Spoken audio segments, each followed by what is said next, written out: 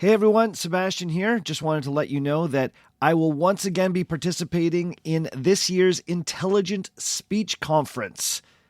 Deception, lies, fakery, fraudulence, and forgery is what they have on the docket for Intelligent Speech 2025. So, obviously, I've got to be there. For those that don't know, Intelligent Speech is an online conference that highlights the best in history podcasting. Intelligent Speech 2025 Deception will be taking place on the 8th of February 2025. So if you want tickets, go to intelligentspeechonline.com right now and get yourself to the conference.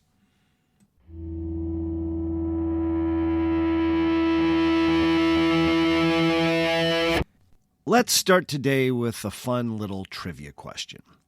What do American founding father Benjamin Franklin, the godfather of the computer Charles Babbage, and Emperor of the French Napoleon Bonaparte all have in common? If you answered they were all humiliated by a robot, you would be correct. Well, humiliated might be too harsh a word. And even the word robot is a touch imprecise in this context. Let me rephrase. All three of these epoch-defining luminaries were defeated by the same chess-playing automaton. Honestly, humiliated by a robot still feels better, but hey, let's not get hung up on this. The point is that all three of these men, who have been variously praised as geniuses, lost a game of chess to what appeared to be a clockwork machine.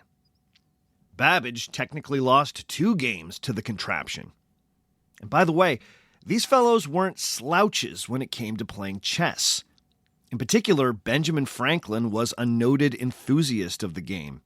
In 1786, he even penned an essay titled The Morals of Chess, where he argued, quote, "The game of chess is not merely an idle amusement. Several very valuable qualities of the mind, useful in the course of human life, are to be acquired or strengthened by it." End quote. Franklin played chess almost daily and has even been inducted into the Chess Hall of Fame. So, you can imagine his shock when he was bested by what he had been told was the world's first thinking machine. Now, I'm sure some of you are wondering, how was this possible? How was it that an artificial intelligence sophisticated enough to play chess and defeat capable human opponents existed at the turn of the 1800s? Well, perhaps we should start at the beginning. In 1769, at the court of Empress Maria Theresa in Vienna, a group of assembled dignitaries were treated to a demonstration by a French inventor named Pelletier. The showcase was pitched as an exhibition of, quote, certain experiments of magnetism, end quote. But the whole affair felt more like a magic show than a scientific lecture. Pelletier wowed the crowd by producing remarkable levitation effects that he explained were being produced using powerful magnets. The Empress and her entourage were all thoroughly impressed by this, except for one Hungarian aristocrat who found the whole thing a little pedestrian. This was Farkas de Kempelen, also known as Wolfgang Kempelen, an engineer and inventor connected to the Austrian court. After seeing Pelletier's magnet show, Kempelen declared to the Empress that he could invent, quote, a piece of mechanism which should produce effects far more surprising and unaccountable than those which she then witnessed, end quote. The Empress told him that she would very much like to see that, and with that, the gauntlet was thrown down. So, Kempelen got to work. A year later, the inventor was back at court with a remarkable new device, known simply as the Turk. The Turk was a human-sized automaton, that is, a clockwork machine, dressed up as though he was an Ottoman man of leisure. He wore a turban and a bespoke silk robe. He had a well-coiffed mustache and even smoked a long pipe. He was connected to a large cabinet, the inside of which contained gears and machinery, but the top of which acted as a playing surface. On the surface was a chessboard and all the pieces needed for a game. When Kempelen presented this device, he began with a thorough examination of the cabinet to assure the crowd that no trickery was afoot. The cabinet had 2 compartments, each of which could be seen by opening a small door.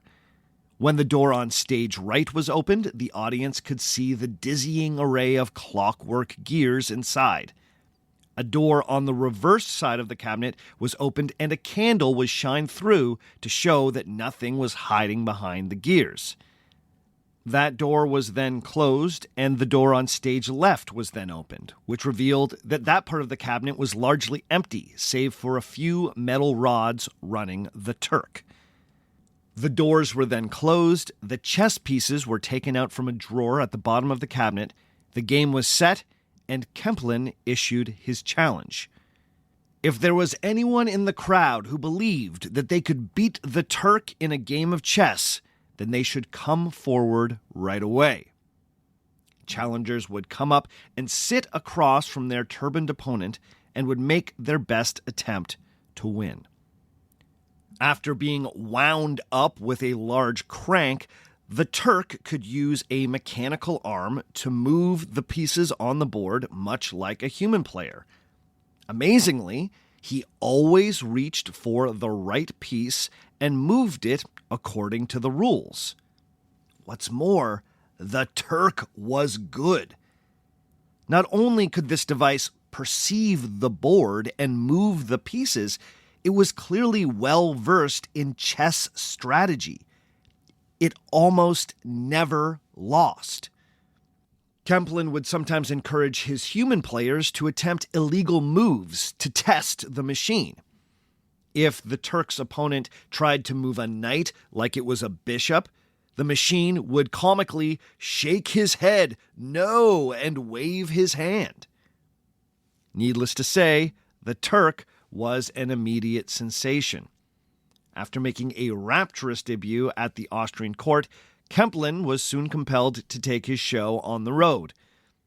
Over the course of the next few years, the Turk made its way around Europe, touring mostly in the German-speaking parts of the continent, but also making well-publicized stops in Amsterdam, London, Versailles, and Paris, where it played its fateful match with Benjamin Franklin. Then, in 1804, Kempelen passed away, and the Turk was purchased by a Bavarian musician and automaton enthusiast, Johann Malzel.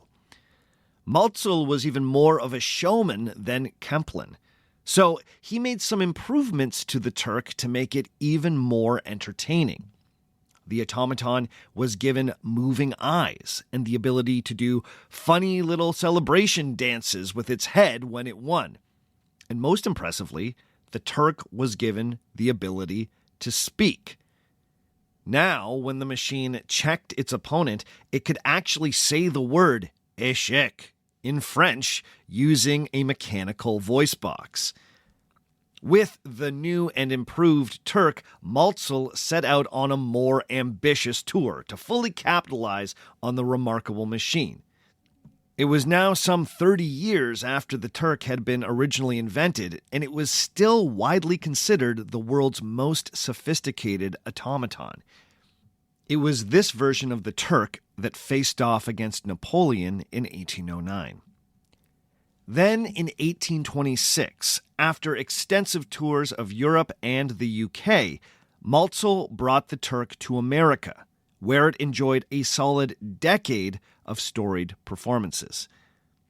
But the longer the Turk performed, the more fierce the speculation became about how it worked.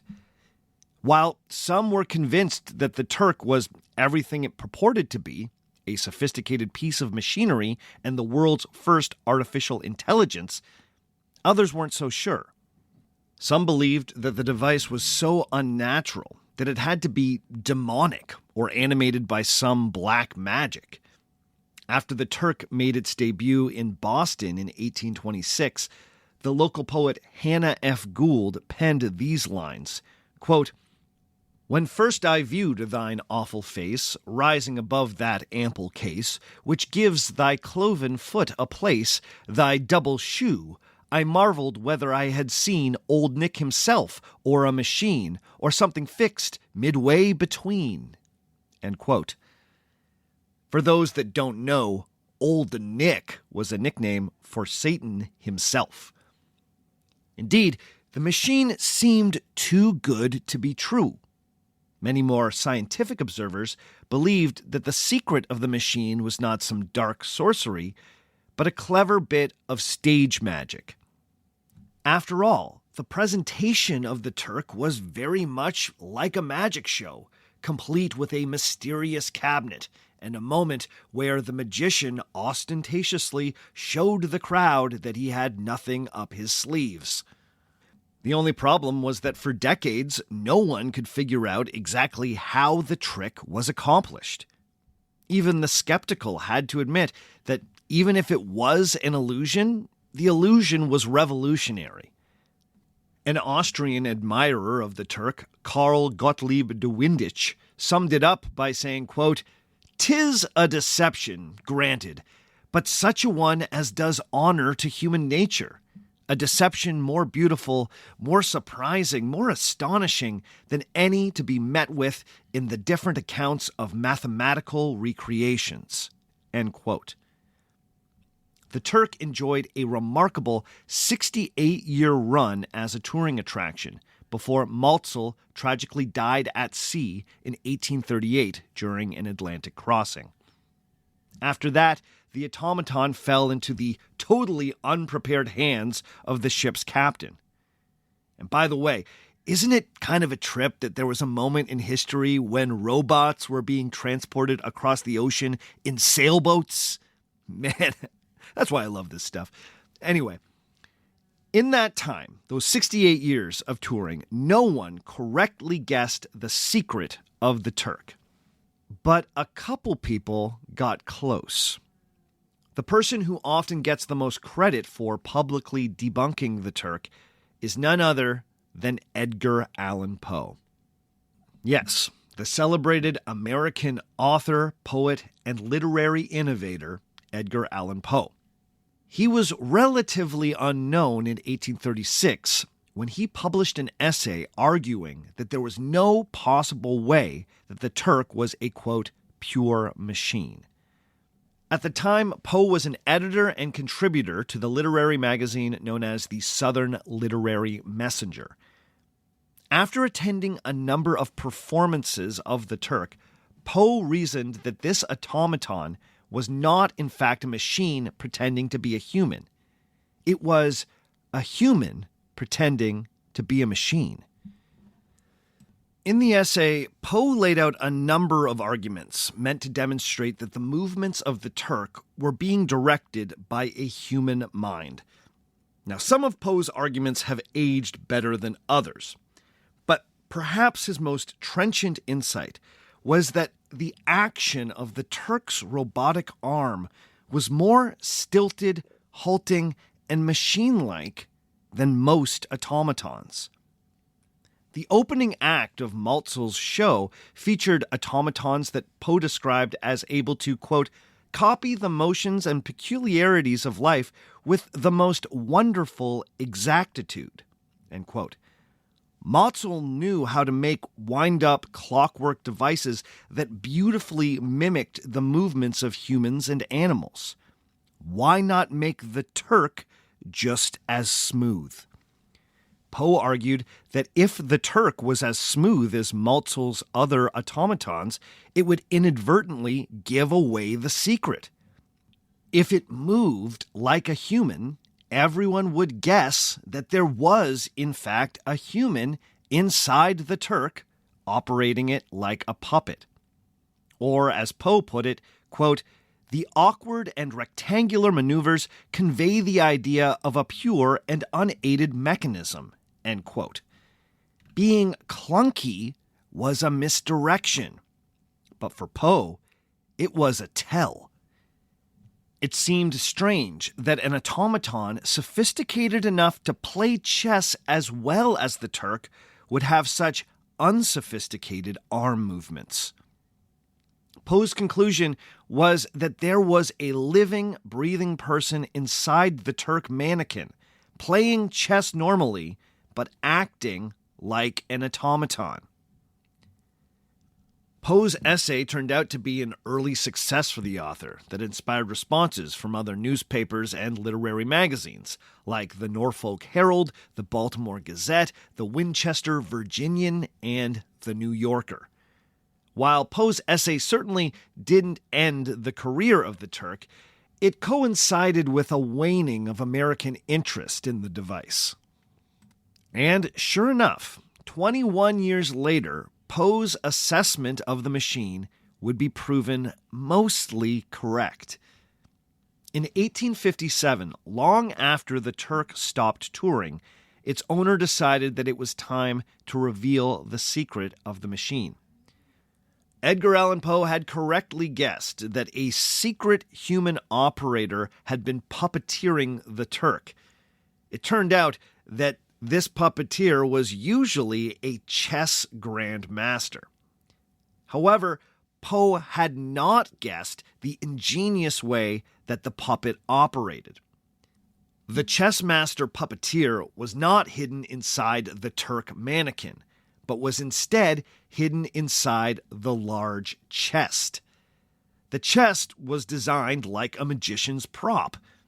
The puppeteer could slide between the compartments to hide from the audience when the inner workings were being displayed. When the doors were closed, the chess master could sit comfortably with his legs stretched out in the chest. He was able to see which moves were being made because the chess pieces above him were secretly magnetized. When a piece was moved, small magnets on the underside of the chessboard would be attracted to it and would tell the puppeteer where his opponent had moved. The puppeteer then recreated the move on a small pegboard chessboard in front of him. Then, the truly brilliant part of it. The arm of the Turk, while not a clockwork machine, was a fairly sophisticated contraption. It was based on a device known as a pentagram, which was used by engineers and artists to create enlarged versions of drawings or blueprints. By moving the controlling end of the pentagram over the little pegboard inside the case, the arm of the mannequin would then move to the corresponding spot on the real chessboard. The operator could then turn a lever which would allow the Turk to grasp a piece and then release it at the correct time. In the end, all of those people who were defeated by the Turk were, in actual fact, defeated by a chess master tutored in the arts of puppetry. Poe had been mostly right, while being wrong about the specifics. Still, his debunking got him some much-needed attention. The powers of observation and deductive reasoning that Poe demonstrated in the article would eventually become defining features of his much-loved detective stories. But I think that there was a deeper reason that Edgar Allan Poe became so fixated on the chess-playing automaton.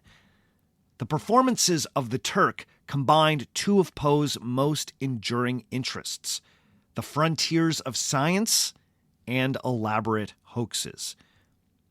You see, Poe was not just a debunker of flim-flam, he was a noted flim-flam artist in his own right. Over the course of his literary career, Edgar Allan Poe was behind at least 6 hoaxes, fake news stories passed off as strange but true occurrences. Interestingly, all of the author's hoaxes dealt with new and amazing scientific achievements and used a style of deception similar to the chess-playing automaton. The Turk did not pretend to be magic, only an amazing application of the newest and best engineering.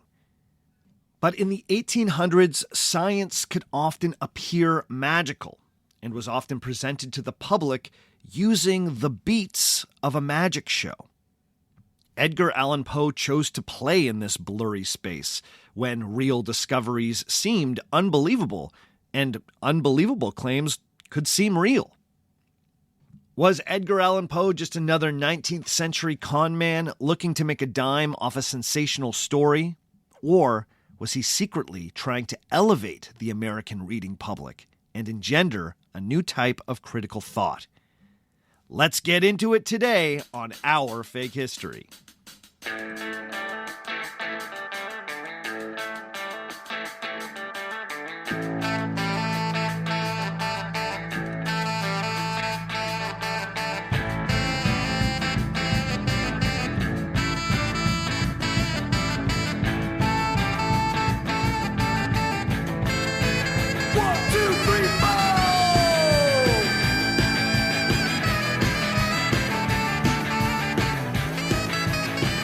Episode number 215, Edgar Allan Poe, Hoax Master?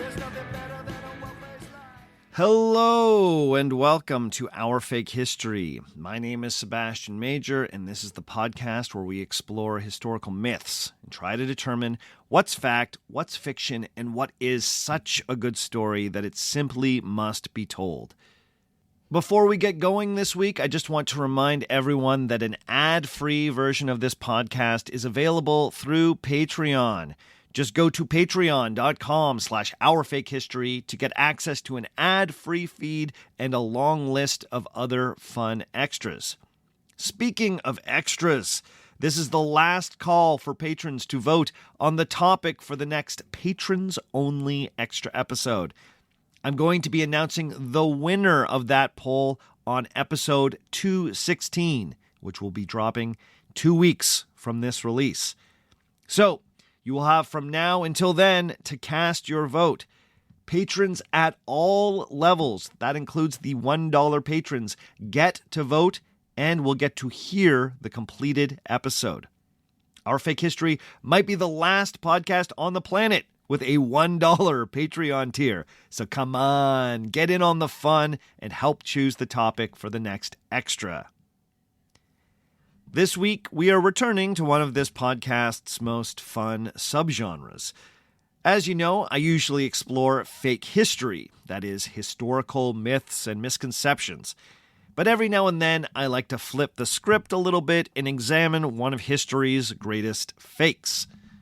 So you can imagine my delight when I learned that the famous American author Edgar Allan Poe had been behind a number of the 19th century's best-remembered newspaper hoaxes.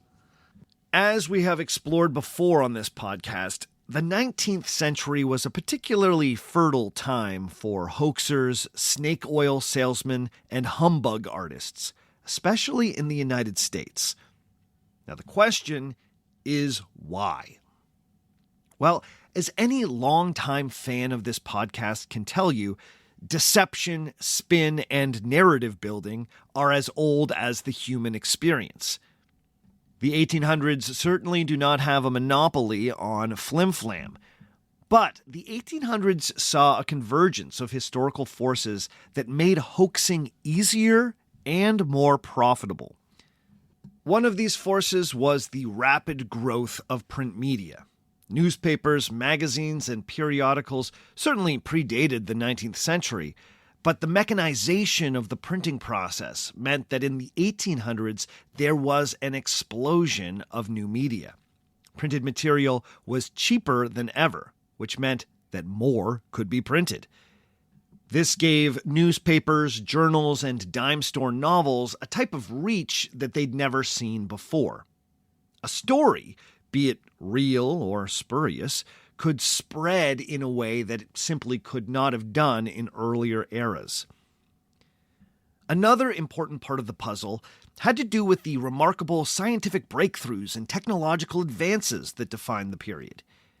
In the 1800s, science was actively challenging long-accepted truths about existence.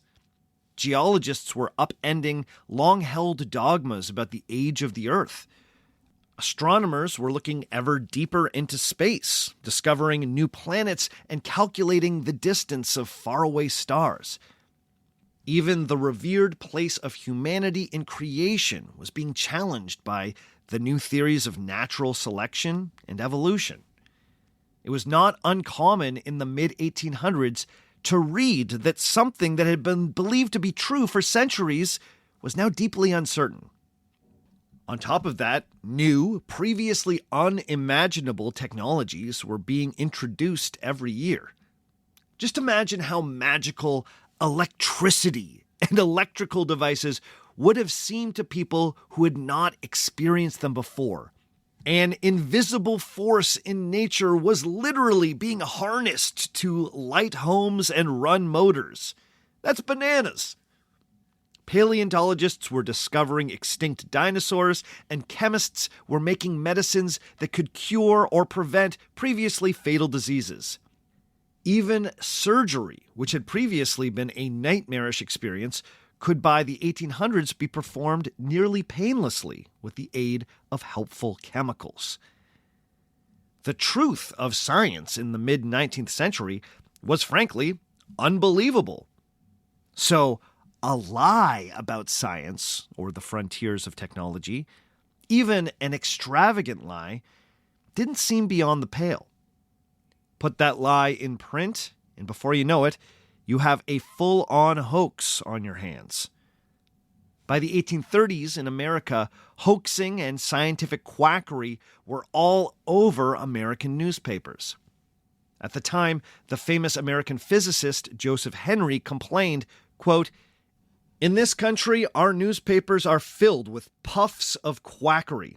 Every man who can burn phosphorus and oxygen and exhibit a few experiments to a class of young ladies is called a man of science." End quote. In other words, real scientists were getting fed up with the fakes. Now, some of these hoaxes were frivolous, pranks meant to have a short shelf life aiming only for laughs, while others were exploitative. Con men could make a quick buck peddling bogus medicines or exhibiting wondrous but fake machines. The humbugs of the showman P.T. Barnum famously walked the line between these two types of hoaxes, being that they were usually harmless pranks that still managed to line the pockets of America's lovable liar. But there was also a third type of hoax, the satirical hoax. The hoax that was meant to deceive, but in the uncovering was ultimately meant to teach the public something about critical thinking. There, at the intersection of American science, American literature, fiction, and nonfiction, was Edgar Allan Poe. Now, if you've been educated in North America, there's almost no way that you haven't heard of Edgar Allan Poe. In my part of the world, it's very hard to make it out of high school without having read at least one Poe short story. He's widely recognized as one of the greatest American authors, period. He was a pioneer in the genres of detective fiction, horror, and sci-fi. And the author of a poem so enduring that The Simpsons used it more or less unchanged as part of one of their classic Treehouse of Horror Halloween episodes. Quoth the raven, "Eat my shorts." Bart, stop it. He says nevermore, and that's all he'll ever say. Okay. Well, I guess they changed it a little bit. The point is that Edgar Allan Poe is one of those literary figures who's had no shortage of accolades. But a less explored aspect of Poe's life is his hoaxing career. Between the years 1835 and 1849, he was behind 6 hoaxes, which appeared in various newspapers and American literary magazines. Some of these hoaxes were entertaining, but didn't manage to fool anyone, while others caused a legitimate stir.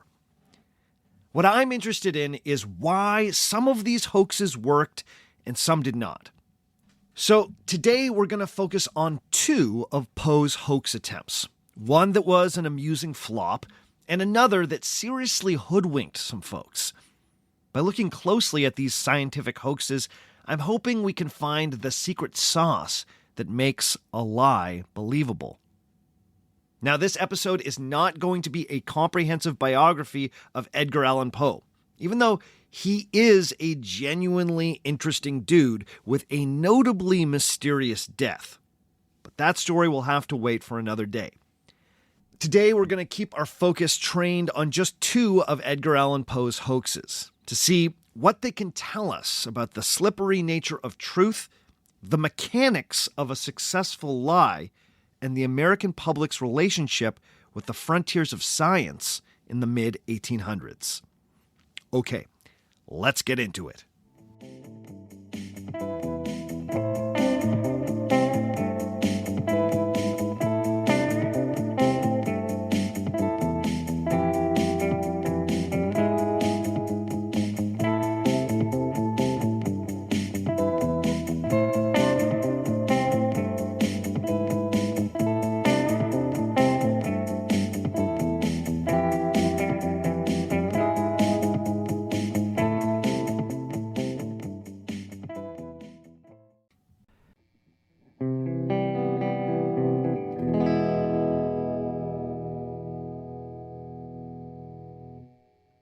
The life of young Edgar Poe was nothing if not tumultuous. His biological father abandoned his mother around the time of his birth, and his mother tragically died a year later. Edgar was taken in by the Allan family. They changed his name to Edgar Allan Poe, but never formally adopted the boy. The Allans were a modestly wealthy family from Richmond, Virginia, although in Poe's youth they relocated to the UK, where young Edgar completed most of his education, first in Scotland and then in posh boarding schools in Chelsea. The young Poe showed promise as a student, but his attempts at post-secondary education were a bit of a disaster. After returning to the United States, he was admitted to Virginia University, but a combination of a tight budget imposed on him by his foster father and a bad gambling habit meant that Poe washed out after his first year. This eventually led to a brief stint as a cadet at West Point Military Academy. But Poe didn't fare much better there. After growing restless, Poe found the fastest way to be released from his military service: purposefully neglect duty, get court-martialed, and then dishonorably discharged. But during all of this educational tumult, Poe started writing poetry and dreaming about publishing. His first collection of poetry was actually published with the help of donations from his West Point classmates, who enjoyed the biting poems he would sometimes write about their instructors. By the mid-1830s, Poe was published and was doing his utmost to make his life as a writer, bouncing between Baltimore and Richmond before settling in Philadelphia, and then eventually New York City. Edgar Allan Poe is generally regarded as one of the first Americans to make his living purely as a writer. However, in the 1830s and the 1840s, this meant that he was just scraping by. As such, this meant engaging in all sorts of writing, from his more high-minded poetical pursuits to bits of frivolous fiction and pulpy stories for cheap penny papers. Poe's hoax stories came out of a growing demand for sensational tales that could move papers at an increasingly competitive newsstand. In the 1830s, papers would sometimes publish hoaxes, even obvious hoaxes, just to drum up some controversy and get eyes on their publication. The idea was that readers would be encouraged to judge for themselves if the story was fact or fiction. Then, a few days later, the paper would usually come clean, but not always. Edgar Allan Poe's newspaper hoaxes fit right in with that emerging genre in the 1830s. But some Poe scholars like Linda Walsh and John Tresh have argued that the author was aspiring to something greater than many of his contemporaries. They believe that Poe was using these hoaxes to communicate a deeper scientific, spiritual, and aesthetic philosophy. The hope was that he might even win some people over to this new way of thinking. Now, despite the fact that Poe's secondary education had been patchy and filled with disruptions, he nevertheless discovered a deep interest in science and read voraciously on topics of physics and astronomy. At the same time, he started developing a unique interpretation of the scientific discoveries that he was keeping up on, an interpretation informed by a belief in the supernatural and unorthodox religious inclinations. If we accept the analysis of thinkers like Walsh and Tresh, Poe's hoaxes weren't just frivolous stories meant to sell cheap papers. They were Trojan horses carrying an argument for something like a scientific spirituality, or perhaps a spiritually guided science. Linda Walsh explains that the true guiding arc of Poe's thinking and writing life was, quote, the line at which the stress between art and science became too much.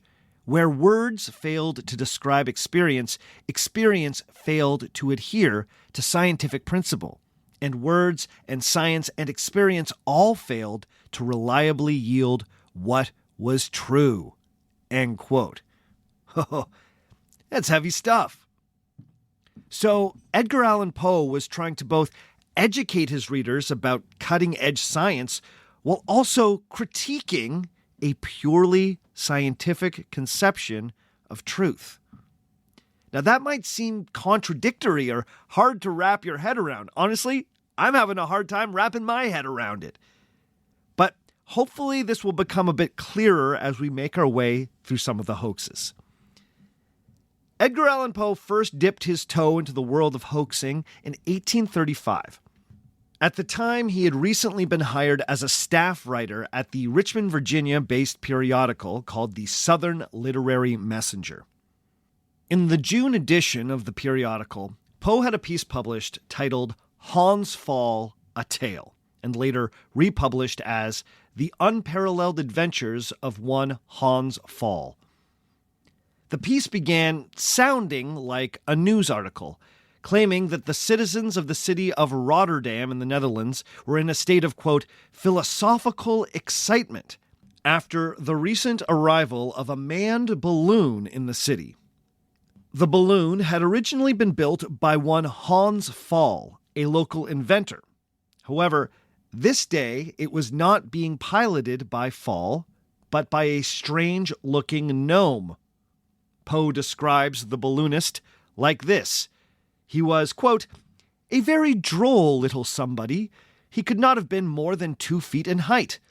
The body of the little man was more than proportionally broad, giving to his entire figure a rotundity highly grotesque. His hands were enormously large. His hair was extremely gray and collected into a queue behind. His nose was prodigiously long, crooked, and inflammatory. His eyes full, brilliant, and acute. His chin and cheeks, although wrinkled with age, were broad, puffy, and double. But of ears of any kind or character, there was not a semblance to be discovered upon any portion of his head. This odd little gentleman was dressed in a loose surtout of sky-blue satin, with tight breeches to match, fastened with silver buckles at the knees. His vest was of some bright yellow material. A white taffety cap was set jauntily on the side of his head. And to complete his equipment, a blood-red silk handkerchief enveloped his throat and fell down in a dainty manner upon his bosom in a fantastic bowknot of supereminent dimensions. End quote. Man, they really knew how to do descriptions in the 1800s. I love a bow of supereminent dimensions. Very nice. Anyway, we're told that the balloonist did not stay long in Rotterdam, but instead dropped off a letter penned by the inventor Hans Pfaall himself. After making his delivery, the strange balloonist then ascended until he was out of sight. The rest of Poe's article was then presented as a reprint of the Hans Pfaall letter. In the letter, Hans Pfaall explained that he had originally built his balloon to further the frontiers of science and exploration by flying to the moon. Also, he owed some money back in Rotterdam and was desperate to escape his creditors. The letter went on at great detail to describe the building of the balloon, its early tests, and the various mathematical and engineering feats involved in traveling from the Earth to the moon. And this was really the crux of the hoax. Hans Pfaall's letter goes to great ends to prove that this kind of balloon journey is scientifically plausible. Or, as the letter explains, quote, "Lest I should be supposed more of a madman than I actually am, I will detail, as well as I am able, the considerations which led me to believe that an achievement of this nature, although without doubt difficult, and incontestably full of danger, was not absolutely, to a bold spirit, beyond the confines of the possible." End quote. The idea was that by the end of the article, you would be convinced that a journey to the moon could happen, even if you weren't convinced that this particular journey had happened. To this end, the letter detailed the mathematical calculations necessary to predict the orbit of the moon and chart the shortest distance between it and the Earth. Hans Pfaall also spent many paragraphs explaining the problems with breathing at high altitude, and ultimately the vacuum of space. He gives a detailed and very technical description of a specially built air compressor that apparently allowed him to breathe comfortably at these dizzying heights. Hans Pfaall also claimed that he brought along a cat and described in detail how the animal reacted at various altitudes and positions between the Earth and the Moon. When Hans Pfaall finally reached the Moon, he described, quote, "diminutive inhabitants," end quote, as far as the eye could see, and a, quote, "fantastical city." Further, he explained that the gnomish messenger bearing the letter was in fact a moon man. Poe's article wraps up with the officials in Rotterdam speculating about whether or not this whole thing was a hoax. But the last word is given to an unnamed Dutch scientist who insists that anyone doubting the tale is, quote, "ignorant of astronomy," and that, quote, "the document is astronomically true, and that it carries upon its very face the evidence of its own authenticity," end quote. Now that last line is very telling. Poe seems to be needling his audience here, suggesting that if a reader was skeptical of this tale, then that meant that he or she perhaps was too ignorant or dim-witted to understand the complex science at its heart. This is the Emperor's New Clothes ploy. The scammer tells you that only an unsophisticated person would think that the Emperor is naked. If you're intelligent and refined, then surely you would see the clothes. In the same way, only the smartest people believe the tale of Hans Pfaall. But in this case, Edgar Allan Poe's story was not a successful hoax. Some commentators wrote that they found it amusing. Another said that it will add to Poe's, quote, "reputation as an imaginative writer," end quote. But no one seems to have been fooled. Now, you might be thinking, of course no one was fooled. The story is patently ridiculous. How could anyone have fallen for something that prominently features gnomish moon men? Well, not so fast. Just 2 months after the Southern Literary Messenger ran Hans Pfaall a tale, another moon hoax took America by storm. This hoax, authored by Richard Adams Locke, has actually come up before on this podcast. But for those that need a reminder, here's the recap. In August of 1835, the New York Sun ran a short article on page 2, informing its readers that the well-known astronomer Sir William Herschel, who was currently making observations in South Africa, had made some remarkable discoveries. Then, nothing else was reported for another 4 days. Then, on August 25th, the Sun ran a front-page story that they claimed was being reprinted from the Edinburgh Journal of Science. This article claimed that Herschel's new discoveries were so monumental that they would, quote, confer upon the present generation of the human race a proud distinction for all future time, end quote. But, coyly, the article did not reveal what those discoveries were. Not yet. Instead, what followed was a long reflection on the current state of astronomy, then minute details about how Herschel's telescope had been constructed and the technical specifications of his observatory in South Africa. A day later, the New York Sun finally dropped the bomb. The front page ran a huge headline heralding the amazing discoveries of Sir William Herschel. The astronomer had apparently looked through his telescope and had seen on the moon a lush, thriving ecosystem. Furthermore, he had glimpsed the most incredible creatures: moon bison, single-horned goats, mini zebras, unicorns, bipedal tailless beavers, and, most amazingly of all, humanoid creatures with giant bat-like wings. These man-bats were also observed flying in and out of megalithic structures that Herschel guessed were their sacred temples. Now, where the tale of Hans' fall had been met with shrugs and bemused smiles, Locke's moon hoax was gobbled up by thousands of readers. According to Linda Walsh, the blockbuster edition of the New York Sun sold 19,360 copies, making it the largest circulated newspaper ever to that point in American history. However, it should be noted that those numbers have been called into question by other historians. They may have been exaggerated by the Sun's ownership after the fact. But it is clear that the moon hoax set off a huge debate that played out over the next few weeks in the pages of many different American newspapers. While some were quick to call this out as a hoax, other commentators weren't so sure.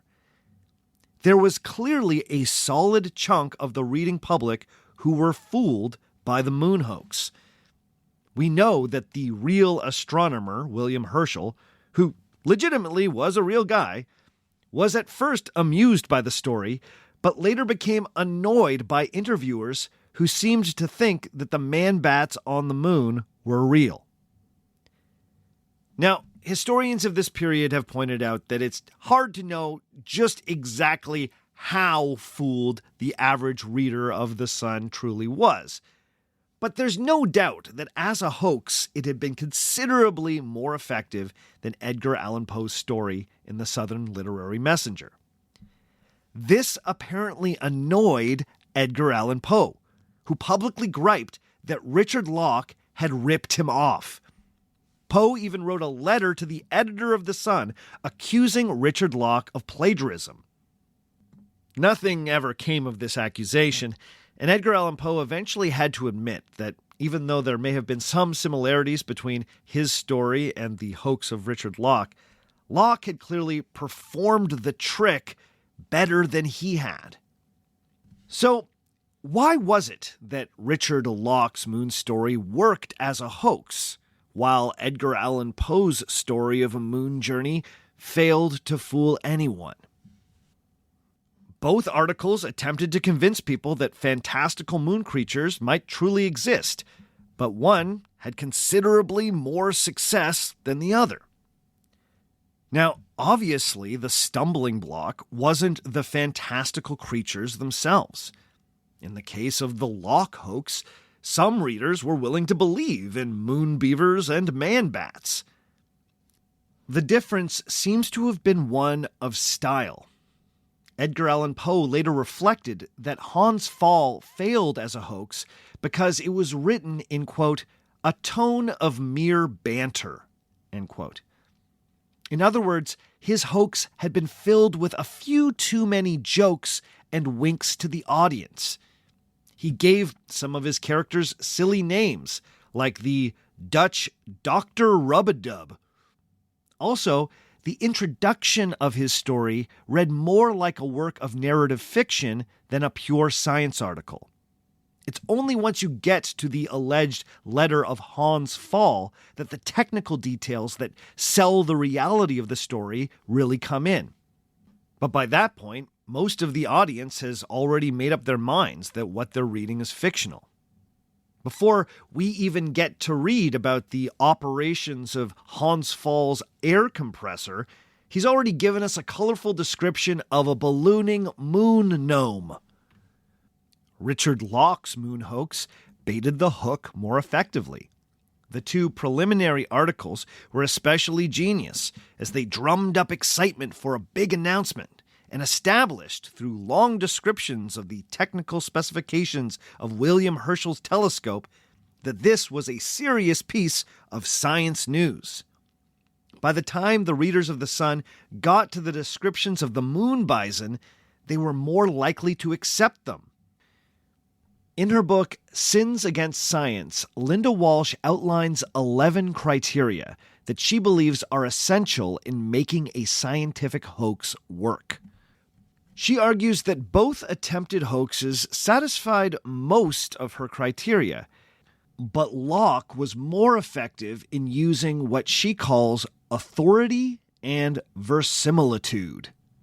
Authority is the invoking of a known authority in the field. Where Poe attributed his discoveries to the fictional and often ridiculous Hans Fall, Locke's article claimed that the very real, very respected astronomer William Herschel had glimpsed these wonders on the moon. Verisimilitude is what we've already discussed. For a news hoax to work, it had to read like a real news story and follow the expected beats of a science article. It had to come across like a legitimate piece of reporting right up to the moment where the man-bat temples are introduced. And by the way, your new heavy psych band must be called Man-Bat Temple. Now, interestingly, Edgar Allan Poe seems to have learned a number of things from his first hoaxing failure and the runaway success of Locke's moon hoax. In the future, Edgar Allan Poe was not going to make the same mistakes. So, let's take a quick break, and when we return, we'll explore exactly how Poe's hoaxing evolved after 1835.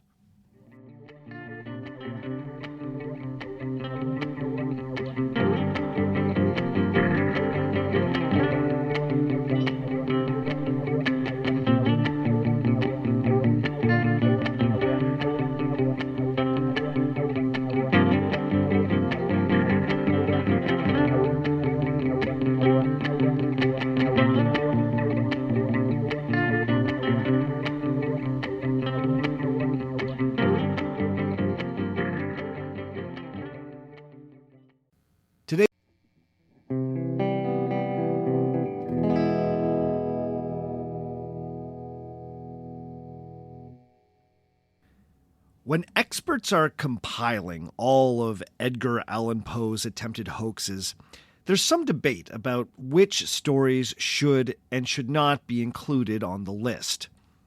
This is because while Poe authored at least 3 unambiguous attempts at news hoaxes, there are at least 3 other stories that play in a gray area between obvious fiction and something that might be mistaken for fact. Most of these ambiguous stories seem to have been taken as fiction by most of their readers. However, one of them, called The Journal of Julius Rodman, seemed to have fooled at least one U.S. State Department official. Published in 1840 in Burton's Gentleman's Magazine, this adventure story was presented like it was a series of excerpts from a recently rediscovered journal originally written in 1792 by an explorer named Julius Rodman. The story was essentially a fake history of American expansion that suggested that this Rodman had crossed the Rockies decades before any other European. Edgar Allan Poe had actually adapted elements from the accounts of Lewis and Clark to make this tale sound more accurate. In the 1840s, the American government was in the midst of some aggressive territorial expansion. In this environment, anything that the government could use to press a claim in contested territory became of interest, even if it was a work of fiction. Robert Greenhow, a historian in the employ of the State Department, read the story and got excited that it might help the claims of the American government in the West. He had written in a Senate document, quote, "It is proper to notice here an account of an expedition across the American continent made between 1791 and 1794 by a party of citizens of the United States, under the direction of Julius Rodman, whose journal has been recently rediscovered in Virginia and is now in the course of publication in a periodical magazine in Philadelphia." End quote. Interestingly, many Poe experts do not count the Journal of Julius Rodman as one of the author's hoaxes, as its presentation was so obviously fictional. Weirdly, it was transformed into a hoax by Greenhow, an official deeply invested in using whatever historical precedent he could find, however dubious, to justify American expansion. In that case, Poe created a successful hoax without even really trying. But in 1844, Poe pulled off what many experts consider to be his most carefully constructed and ultimately successful scientific hoax. This has been remembered as the Great Balloon Hoax. On April 13th, 1844, a special extra was printed for the regular Saturday edition of the New York Sun. Yes, the same New York Sun that had pulled off Locke's moon hoax some 9 years previously. The gloriously long 19th century headline read, quote, "Astounding news by express via Norfolk. The Atlantic crossed in 3 days. A single triumph of Mr. Monk Mason's flying machine. Arrival at Sullivan's Island near Charlestown, South Carolina, of Mr. Mason, Mr. Robert Holland, Mr. Henson, Mr. Harrison Ainsworth, and 4 others, in the steering balloon Victoria, after a passage of 75 hours from land to land." End quote. The article went on to relate exactly how this astounding feat of aeronautics had been achieved. It went into painstaking detail about the construction of Monk Mason's balloon, and in particular, the novel propeller that the inventor had built for this long-distance airship. I'll give you a little flavor of the article's technical language.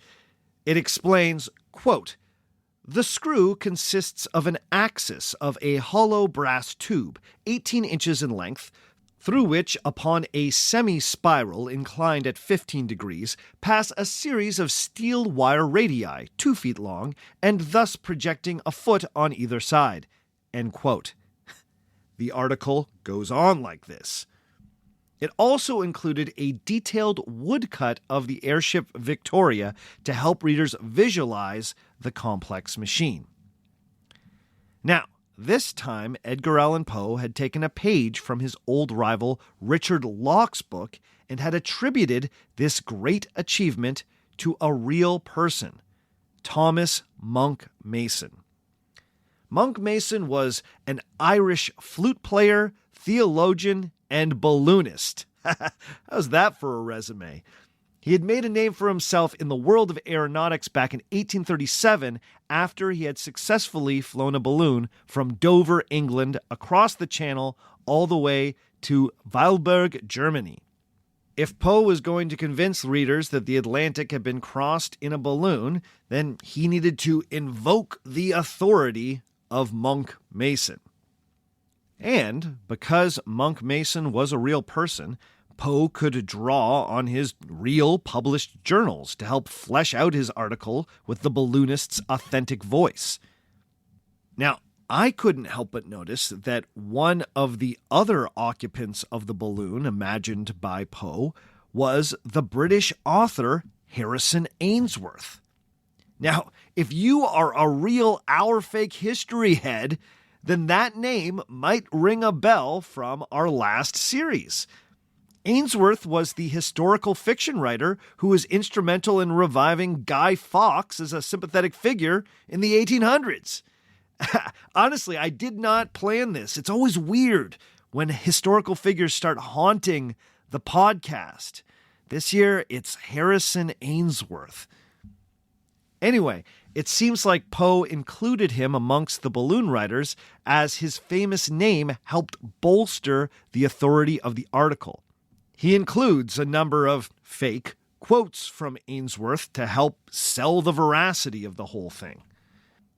But most significantly, this time out, Poe perfectly employed the journalistic style that would normally be used for a real scientific article.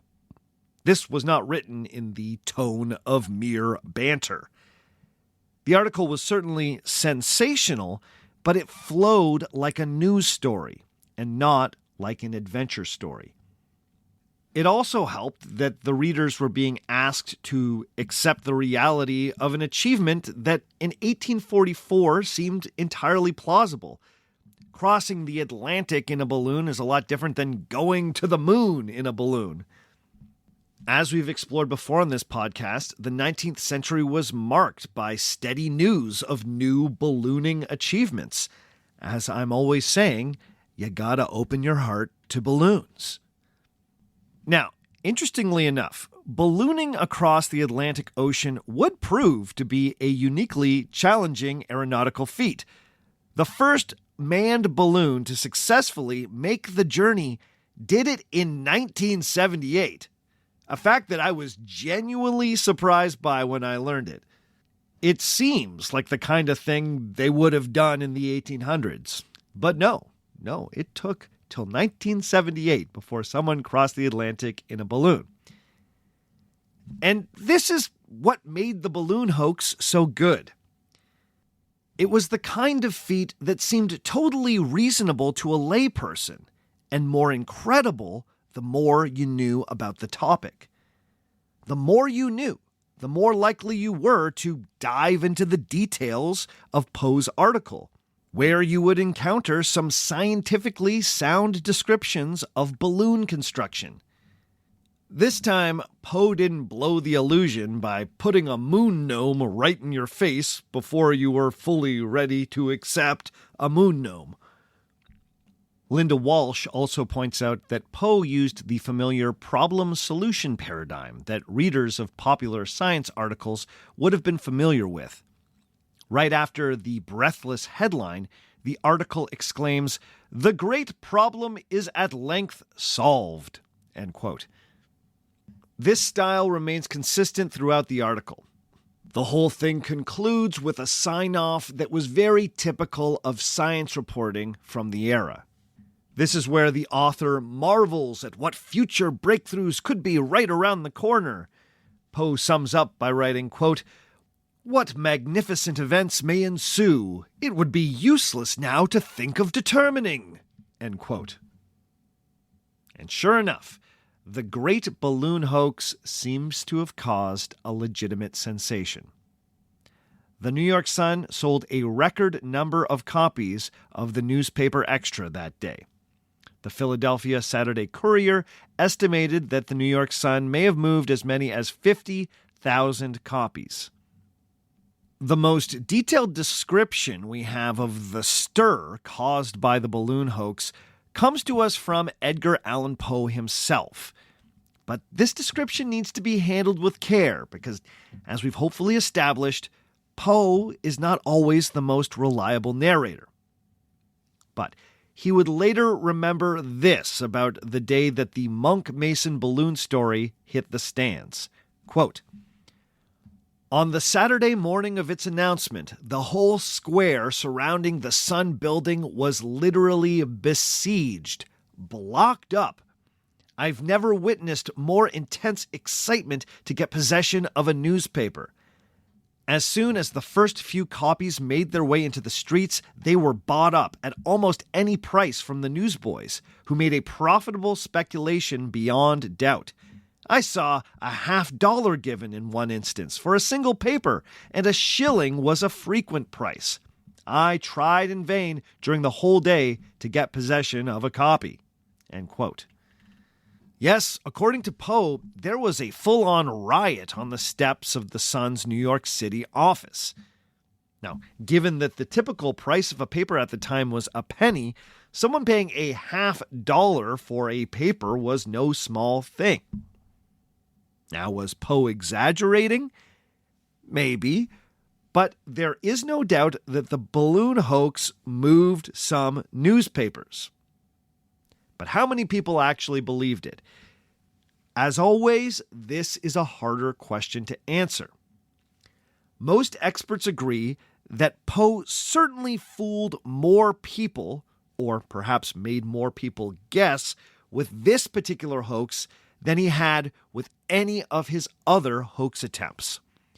Poe would remember that, quote, "Of course there was a great discrepancy of opinion as regards to the authenticity of the story, but I observed that the more intelligent believed, while the rabble, for the most part, rejected the whole with disdain."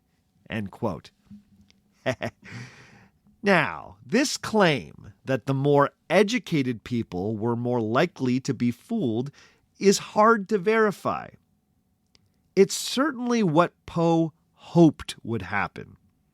It echoes the sentiment in the Hans Pfaall story, where the Dutch official declares that only those ignorant of astronomy would question the truth of the story. Here, Poe insists to an interviewer that only those who didn't know much about science pish-poshed the balloon hoax out of hand. Now, you could argue that if Poe made a mistake, it was that he revealed the hoax too soon. Part of the reason it's hard for historians to ascertain just how many people were fooled by the balloon hoax is that Poe almost immediately threw back the curtain on the whole thing. He came forward within a day and took credit for the whole scam. One of Poe's contemporaries, Thomas Low Nichols, even claimed that on the day of the extra's publication, Poe got drunk on wine and wandered down to the Sun offices, where he drunkenly yelled that the story was a fake at anyone who tried to buy a paper. Now, if you know anything about the biography of Edgar Allan Poe, then this is not entirely out of character for the chaotic author. Drunkenly yelling at people was kind of Edgar Allan Poe's thing. Now, I like that detail because if it's true, then it means that the riotous scene in front of the Sun office that I quoted earlier was witnessed by Poe while he was buzzing on wine. So that's perhaps another reason to take it with a grain of salt. But beyond his drunken shenanigans in front of the Sun office, Poe did more soberly take credit for the hoax not long after. Now, this might seem a little strange. You would think that part of the fun of a public deception would be seeing just how long you could keep it running. But as Linda Walsh explains, quote, "Scrupulously protecting his identity as a hoaxer was not for Poe. Poe wished to be publicly recognized as a writer whose scientific expertise enabled him to beat scientists at their own game and construct, quote, discoveries for the public that they could not tell from the real thing," end quote. You see, Poe's approach to hoaxing was more high-minded than many of his contemporaries. He wasn't out just to prank people. He was trying to make a sincere point about how the public engages with science. In fact, he was trying to persuade the reading public that science could only take human understanding so far. This brings us back to Poe's unique philosophy that sought to combine art science, and spirituality. Again, I'll turn to Linda Walsh, who's obviously been a key resource for this episode. But she explains, quote, "By publicly revealing his hoax, Poe demonstrated that the objective rules his readers had used to determine the truth of his science report for themselves had let them down. His public humiliation of them formed an implicit argument that they could not trust themselves to understand science, and they could not even trust scientists, since Poe had clearly bested them at their own game. Poe and his imaginative artistic colleagues alone were qualified as experts in social truth. If readers wanted truth, they would need to go through professional artists like him. By this chain of implications, Poe's hoax struck against Baconian empiricism and objectivity in favor of a culture of expertise with himself at the center of it." End quote. Whoa. So, Poe's big point was that science should not have a monopoly on truth. Art could be just as instructive as science. And science could be just as deceptive as art. So all these hoaxes, which were anchored by Poe's deep understanding of science and extensive reading of scientific texts, were actually meant as deep critiques of a purely scientific understanding of the universe. What a twist! Poe thought he was lampooning science by demonstrating that its language could be co-opted to convince people of nonsense. He believed that this demonstrated that science, while helpful, was insufficient when it came to explaining deeper intuitive truths. These truths were better communicated by artists, such as himself. Now, there's a lot that I love about this perspective, as I too believe that artists can communicate truths about nature and the human experience that transcend scientific data. But I also think that Poe went too far in his attempted critique of empirical science. I think his hoaxes stand as excellent satires not of science, but of pseudoscience. Poe's hoaxes all use technical scientific language to misdirect the reader. His long descriptions of the workings of an airship propeller or the elliptical orbit of the moon were scientifically sound, which distracted from the BS at the heart of his story. This is what pseudo-scientific writers do even today. They lead you down a garden path decorated with technical details and complex explanations of uncontested scientific facts, only to present something dubious, unconfirmed, or deeply ridiculous at the end of the journey. The contemporary author most guilty of this technique is one of my favorite recurring villains on this podcast, Graham Hancock. For those that are new to the podcast or otherwise don't know, Hancock is the author of Fingerprints of the Gods and other works of junk archaeology and sloppy comparative mythology.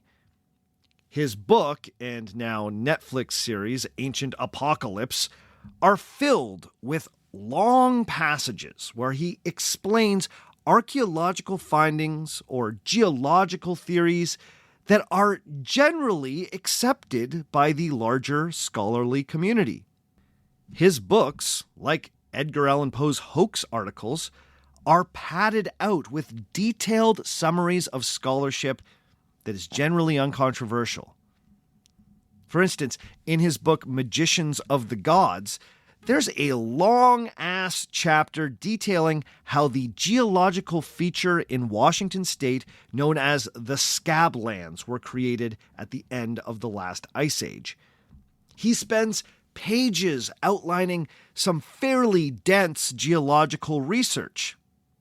Ultimately, this is all done so he can make the point that a once fringe scientific theory concerning cataclysmic floods in the region was later proven to be correct and was accepted by the scientific mainstream.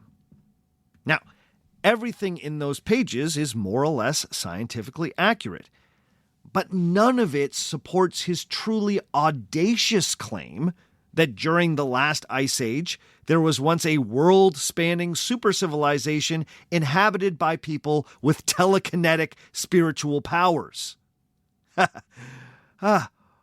Why would Graham Hancock spend so much time telling the reader details about the hydrodynamic properties of Washington's glacial Lake Missoula in a book about ancient super-architects? I contend that it's the equivalent of Poe describing how Hans Pfaall calculated the elliptical orbit of the moon, or going into detail about how his air compressor functions. It distracts from the fact that he just told you that a chubby gnome wearing a red scarf and a jaunty cap just delivered a letter in the Netherlands. If I tell you how my telescope is constructed in excruciating technical detail, maybe then you'll believe that I saw Batman on the moon. The whole thing just seems more science-y that way. I don't think Poe and his ilk ultimately discredited science, but demonstrated how the language of science could be weaponized by con men. One of the best ideas at the heart of the scientific method is that experiments should be repeatable. Something can only be accepted as a fact if it can be demonstrated and other people can verify the results of your research. Similarly, good journalism is all about fact-checking.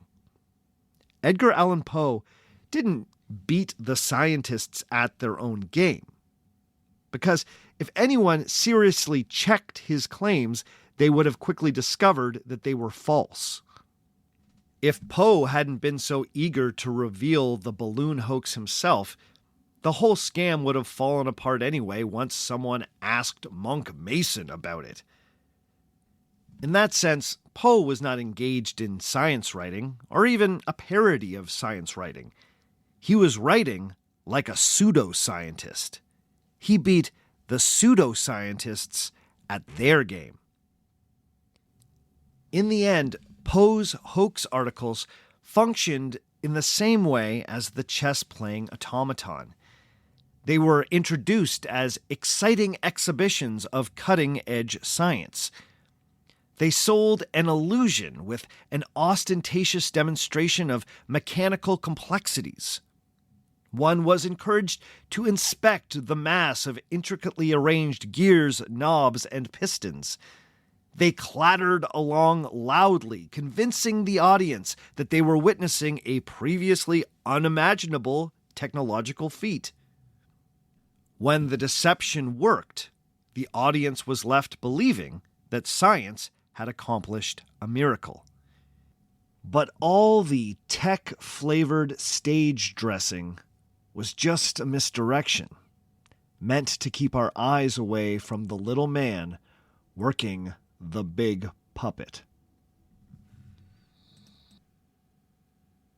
Okay, that's all for this week. Join us again in 2 weeks' time when we will explore an all-new historical myth. Before we go this week, as always, I need to give some very special shout-outs. Big ups to Derek Courtney, to Kurt Strock, to my guy Tyler Seed, to Ansel Santosa, to Megan, to Tactical Spork, to Sierra, to Basin, to Darcy Gerzanich, to Matthew Bauer, to Sebastian Armstrong, to Tanya Platero, to David Corteau, and to Razzie Briga. All of these people have decided to pledge $5 or more every month on Patreon, so you know what that means. They are beautiful human beings. Thank you, thank you, thank you for your support. I can't say this enough. The Patreon support keeps this show going. I love you supporters. This is also your last call to go and vote on the patrons-only extra episode. Go to patreon.com/ourfakehistory and vote in the poll that is pinned to the top of the page. If you want to get in touch with me, please send me an email at ourfakehistory@gmail.com. Find me on Facebook at facebook.com/ourfakehistory.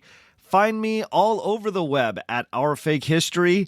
I'm thinking of opening up a Blue Sky. What do you think, folks? Should I do it? I think it's time. So I'll let you know once I'm on that particular service. Find me on TikTok at Our Fake History, and please go to our YouTube channel on youtube.com/ourfakehistory. Subscribe and watch our videos there. As always, the theme music for our show comes to us from Dirty Church. Check out more from Dirty Church at dirtychurch.bandcamp.com. And all the other music you heard on the show today was written and recorded by me. My name is Sebastian Major, and remember, just because it didn't happen doesn't mean it isn't real.